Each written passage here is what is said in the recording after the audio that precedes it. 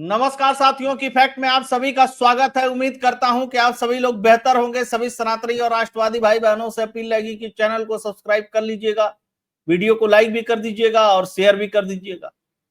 राहुल गांधी पहली बार land scam case में अपने जीजा जी के लिए मैदान में कूद पड़े, पहली बार।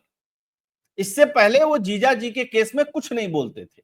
उन्होंने एक लंबा चौड़ा ट्वीट लिखा और कहा कि मेरे जीजा ईमानदार हैं,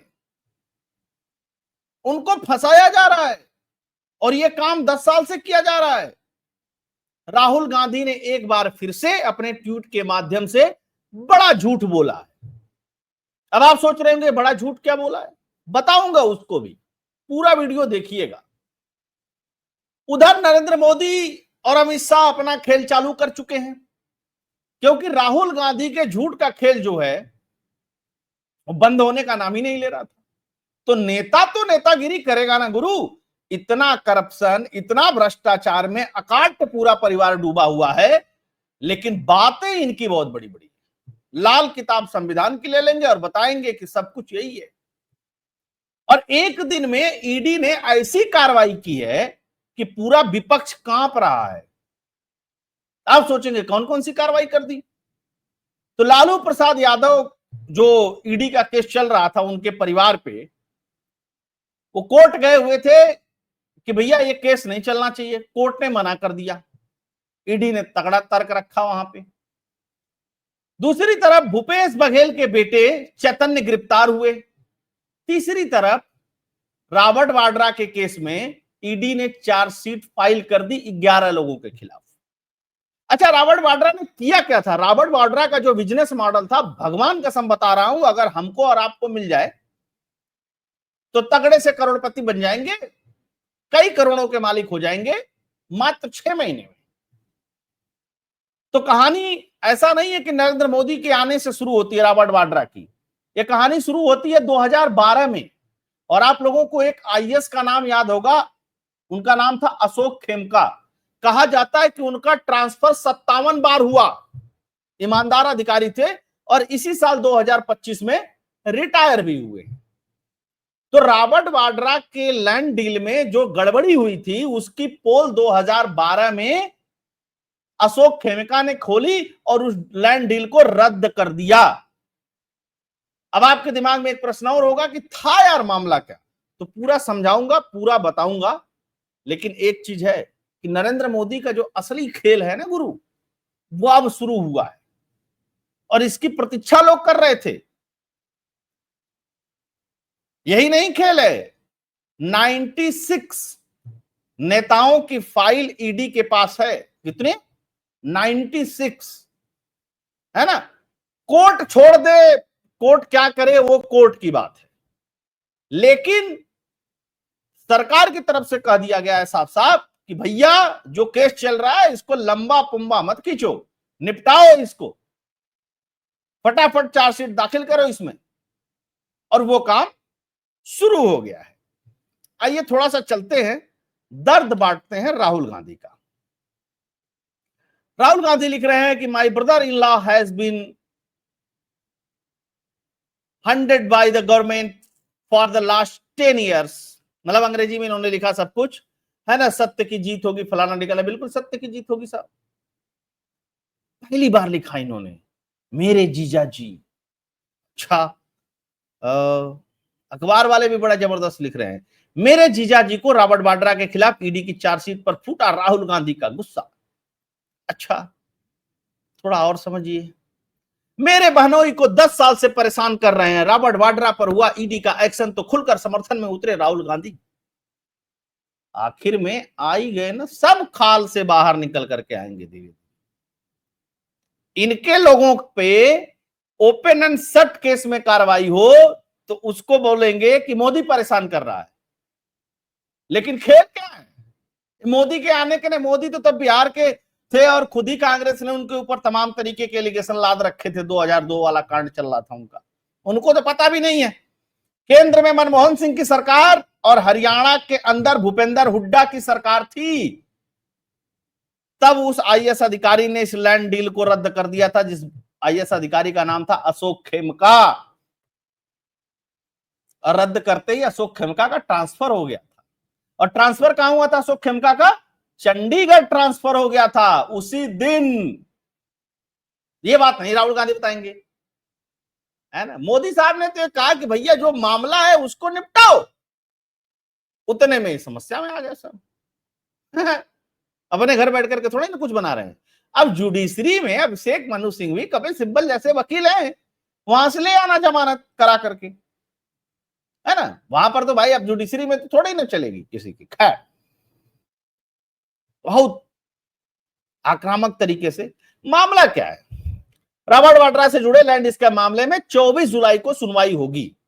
ठीक, 17 जुलाई 2025 को इस मामले में चार्जशीट दाखिल की है। इस चार्जशीट में वाड्रा सहित 11 आरोपियों के नाम। यह जमीन 2008 में खरीदी गई थी, शुरुआत इसकी हो गई थी। ईडी ने इस मामले में वाड्रा और उनकी कंपनियों की 43 प्रॉपर्टी अटैच कर दी है। दर्द ये है, एक चीज और बता दूं बीच में, बात अपनी रोक के, 28 तारीख को नेशनल हेराल्ड केस में फैसला भी आने वाला है डिस्ट्रिक्ट कोर्ट का। अब फैसला क्या आएगा क्या नहीं आएगा मैं उसके बारे में नहीं जानता, लेकिन फैसला आने वाला 28 तारीख को। तो ऐसा नहीं हो जाए कि सब परिवार सब जेल में हो, भगवान जाने। मैं अपनी तरफ से कुछ नहीं कह रहा, कुछ भी हो सकता है ना। अच्छा चलिए फिर से आते हैं मेन मुद्दे पे। रॉबर्ट वाड्रा ने जब प्रियंका गांधी ने अपना नॉमिनेशन फॉर्म भरा तो यह बताया था कि 65 करोड़ रुपए का चल अचल संपत्ति है, उसमें से 37 करोड़ की संपत्ति जो है वो अटैच कर दी है। अब आप लोग मजा मत लीजिएगा यार, ये 65 करोड़ वाली बात मत बताओ। अब जो भाई कागज में है वही तो बताऊंगा मैं, है ना। बिना कागज वाली बात कैसे बता दूंगा। खैर, कागज वाली बात बताता हूं। तो ये जो 43 प्रॉपर्टी अटैच की गई है गुरु, इसमें से उसकी वैल्यू है लगभग 37 करोड़ रुपए की, मतलब आधी प्रॉपर्टी गई, ठीक है ना, जो घोषित है। वाड्रा की कंपनी स्काई लाइट हॉस्पिटैलिटी ने 2008 में गुरुग्राम में सेक्टर 83 स्थित सिकोपुर गांव में लगभग 3.53 एकड़ जमीन खरीदी। खेल समझिएगा, ठीक। उस जमीन में करीब 7.5 करोड़ रुपए की खरीद थी। एक कंपनी बनाई गई स्काईलाइट हॉस्पिटैलिटी, ठीक है, वाड्रा ने बनाई कंपनी। कंपनी की वैल्यू जो थी वो 1 लाख रुपए थी, ठीक। लेकिन उस 1 लाख रुपए वाली कंपनी से इन्होंने 7.5 करोड़ की जमीन खरीदी। हो जाता है, खरीदा जा सकता है, अगर आप उसमें पैसा अपनी इक्विटी डाल करके खरीद सकते हैं। चलिए भाई, आपने 3.5 एकड़ जमीन लगभग 7.5 करोड़ रुपए में खरीद ली। अच्छा, उसके बाद ये जो जमीन है वो ओमकारेश्वर प्रॉपर्टी से गलत जानकारी देकर के खरीदी गई थी। एक ओमकारेश्वर प्रॉपर्टी वाला था, उसकी जमीन थी, उससे खरीदी गई गलत जानकारी देकर के, ठीक है। 2012 में ये जमीन लगभग 58 करोड़ रुपए में रियल एस्टेट कंपनी डीएलएफ को बेच दी गई, ठीक। आरोप है कि कम दाम में जमीन खरीद करके ज्यादा मुनाफा कमाया गया और मनी लॉन्ड्रिंग की गई, ये आरोप है। लेकिन और मैं बातें बता देता हूं ना, अखबार वाले जो नहीं लिखते हैं। बेसिकली ये डील कंप्लीट हुई 2009 में, ठीक, और 12 में जमीन बिक गई, मतलब 2.5-3 साल रुपए में 7.5 करोड़ की जमीन 58 करोड़ में बिक गई। आप कहेंगे कैसे बिक गई, डीएलएफ ने कैसे खरीद लिया? तो वहां थी भूपेंद्र हुड्डा की सरकार, कांग्रेस पार्टी की, केंद्र में भी सरकार थी, मतलब राम राज था ना इन लोगों का।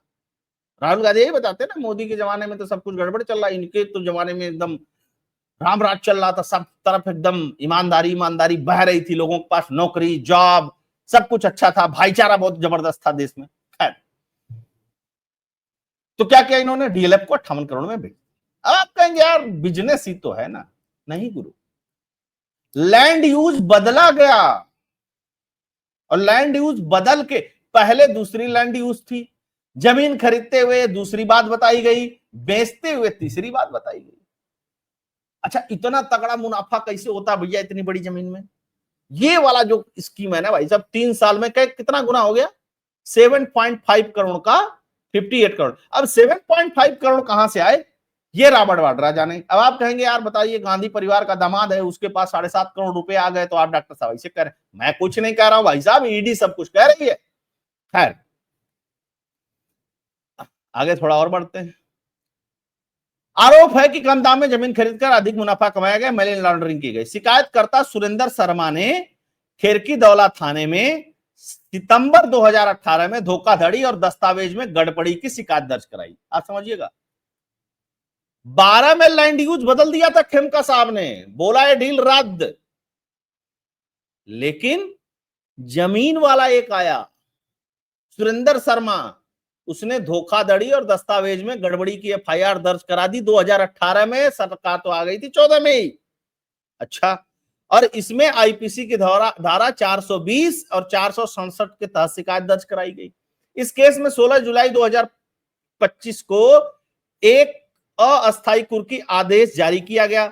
उसके तहत रॉबर्ट वाड्रा उनकी कंपनी स्काईलाइट हॉस्पिटैलिटी की 43 अचल संपत्तियों को, जिनकी कीमत 37.64 करोड़ रुपए कुर्क कर दी गई। कुर्क है ना, कब्जा, आजा इधर। अब तो बताइए, मतलब जीजा जी की जमीन लाइव गिफ्ट मिला था यार, उस समय सरकार थी, और मोदी आए, इनका ईडी पीडी क्या है, वो उसने वो कर लिया, कुर्क कर दिया। कैसे हो सकता है ना। आगे और बढ़ते हैं। देखिए यहां पे भी आ रहा है, लोग कह रहे हैं कि हिंग लगे ना फिटकरी, रंग चोखा चोखा, 1 लाख खर्च किया, 58 करोड़ रुपए का मुनाफा कमा लिए। ठीक है ना, लोगों ने और भी बात की, लेकिन सबसे महत्वपूर्ण क्या है, अशोक खेमका, उस आईएएस अधिकारी ने इस काम को किया था। अगर वो नहीं करता तो फिर ये तो काम डील पक्की थी। अच्छा, लोग ट्विटर पे भी बड़े मजे ले रहे हैं। राहुल गांधी ने जो लेटर लिखा ट्विटर पे, लेटर कर लीजिए या ट्वीट कर लीजिए, जो भी कर लीजिए, उस पे एक व्यक्ति ने लिखा कि 1 लाख में 14 करोड़ की जमीन खरीदी, उसको 56 करोड़ में बेचने की कला। आपके जीजा जी से कहें कि सबको सिखा दे, सब अमीर हो जाएंगे, है ना। थोड़ा डेटा बेचारे का इधर उधर है ना। ब्रदर इन लॉ क्या होता है, जीजा जी बोलो। लोग डांट भी रहे हैं राहुल गांधी को। अब मैं आपको बताता हूं दिक्कत क्या है। देखो भाई, दिक्कत तो होनी ही होनी है। एक तरफ तो पूरे विपक्ष पे कार्रवाई हो रही है, फिर जीजा जी ईमानदार है, राहुल गांधी ये बता रहे हैं इनको मोदी 10 साल से परेशान कर रहे हैं। नहीं, 10 साल से नहीं भाई साहब, ये पूरा का पूरा केस जो है रजिस्टर्ड जो हुआ है, वो कुल मिला जुला करके 6.5 साल केस खुला है। आपका शासन जब केंद्र में था और राज्य में था 2012 में। मामला डीलिंग कब हुई, जब केंद्र में आप थे और राज्य में आप थे तब हुई। तो मोदी साहब के जमाने में कुछ नहीं हुआ भाई साहब, गलत आरोप। अच्छा, ईडी क्या है, पहले ईडी कार्रवाई नहीं करते। अरे नेताजी इतने बड़े नेता, गांधी परिवार पे कौन हाथ डालेगा, ना ना बिल्कुल नहीं डालने का। मोदी जी ने कहा कि किसी पे भी हाथ डाल सकते हो, मैं पीछे खड़ा हूं अगर वो गलत किया है तो, बस इतनी सी बात। लेकिन चोरी करो, आरोप दूसरे पे डाल दो, संविधान की किताब लहराओ, ये तो नहीं चलेगा ना। ये कैसे चलेगा? अगर किसी के ऊपर किसी अखबार में भी कहीं कुछ छप जाता, यही लोग है ना जो हिंडनबर्ग की रिपोर्ट अमेरिका में छपती है और वो कंपनी बंद हो गई, उसकी रिपोर्ट लेकर के इस देश में संसद नहीं चलने देते हैं राहुल गांधी।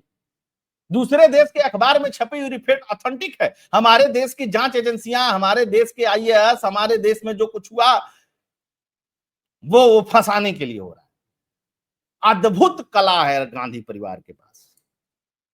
मतलब कब तक आप देश को ये बताते रहेंगे कि परेशान कर रहे हैं, परेशान कर रहे हैं, परेशान कर रहे हैं। खैर, ये अभिषेक मनु सिंघवी जी को बता दीजिएगा, वो बढ़िया वकील है, खड़े हो जाएंगे सुप्रीम कोर्ट में, जमानत हो जाएगी। हम लोग तो जान रहे हैं ना खेला तमाशा। दूसरी बात, सोनिया गांधी जी को भी धक्का लगा होगा। क्यों लगा होगा, लगना भी चाहिए, अंतोगत्वा है तो दमादी ना यार।